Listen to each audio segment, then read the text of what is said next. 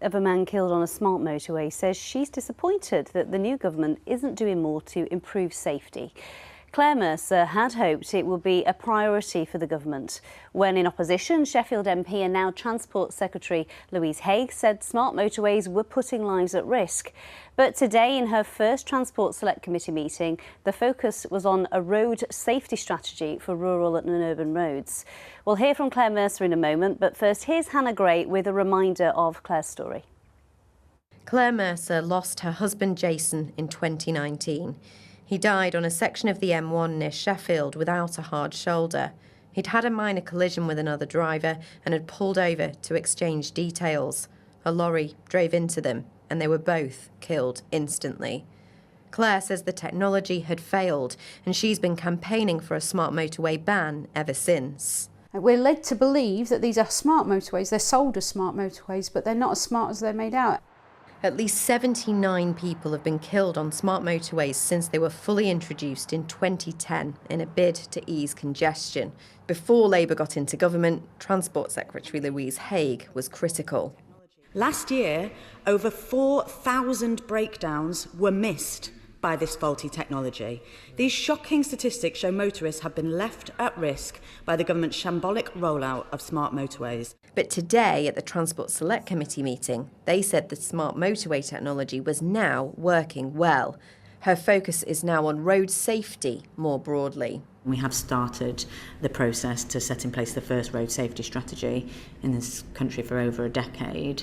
One death on our roads is too many, and I think we treat road safety in a way as if it is somehow a natural accident, and I think we have normalised it for too long. National Highways say the latest data shows that smart motorways are our safest roads. But Claire and other bereaved campaigners want to see the hard shoulder brought back in to prevent further deaths. Well, it's Hannah Gray with that report there. Earlier I did speak to Claire Mercer. She had just left that Transport Select Committee meeting and she first told me what she made of it. I was very disappointed because motorways in general were only given 5 minutes and smart motorways were only given a minute of that. And all they were given was a generalised sweeping statement of technology on smart motorways has improved. And that's apparently in the time since Labour have come into government. So this has apparently happened in the last 6 months. And none of the people that I speak to, the control room operators or the traffic officers, know of any magical improvements in the last 6 months. So it was acknowledged, wasn't it, that there had been serious problems on the motorways and said that National Highways had taken vehicle detection very seriously and that they were now meeting their performance requirements. So were you not reassured by that? No, because first of all, the acceptable targets that they were given is something like 85%. So that means 15% of vehicles aren't spotted. And that's not an acceptable level. That means 15% of the vehicles that break down on a smart motorway are not spotted. And it just, I mean, the incident that killed my husband started off as a minor collision. It barely even dented the vehicles. And yet then 2 people were killed by a HGV travelling at 56 miles an hour that hit them bodily. So this is what a smart motorway can do. It can spiral a minor incident into an absolute catastrophe.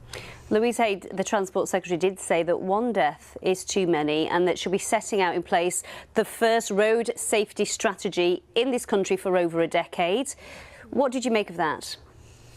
Well, that covers the entire strategic road network. So it's not concentrating on just motorways. And we know that smart motorways are a problem. They've been a problem for over 15 years. And because there's now a lot more of them than there was at the beginning, then it's becoming a bigger and bigger problem. Even though they've cancelled new ones, they're still finishing off the ones that are already started. So we've got a lot more of them now. And we need them to concentrate on smart motorways. And we need them to turn the first lane off while they talk about them yet again. Claire Mercer, thank you for your time.